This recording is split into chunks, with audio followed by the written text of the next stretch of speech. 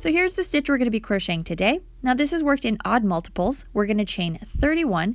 It is a 3-row repeat. We're going to do the foundation row, 25 rows, and then your bind off row. Let's get started. We're going to begin from a foundation row. If you're new to this series, you can watch the tutorials linked down in the description box below. We're going to begin with a Tunisian simple stitch. So insert your hook behind the front leg of the vertical stitch, yarn over and pull up a loop. Leave this loop on your hook. You're going to yarn over and then you're going to skip the next vertical stitch. Insert your hook into the vertical stitch after that and Tunisian simple stitch.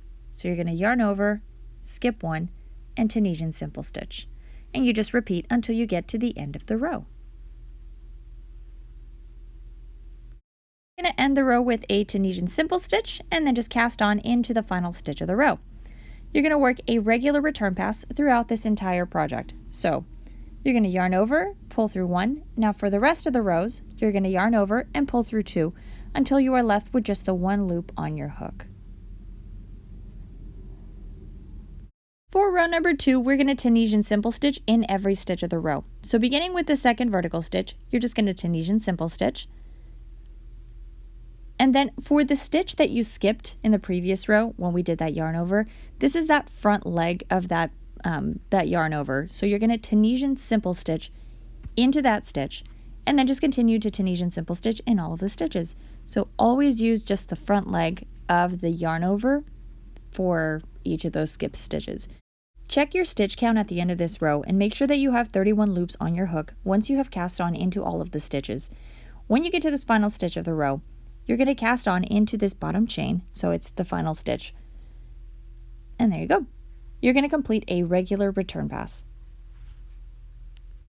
Row number 3 is just a row of purl stitch. So to purl stitch, you're going to reverse yarn over, so pull your yarn in front of your hook, hold the loop, then you're going to insert your hook into the stitch, release your yarn and pull it behind your hook, crochet a regular yarn over, and then pull up a loop. So again, reverse yarn over, insert your hook into the stitch, and it's just behind the front leg of the stitch.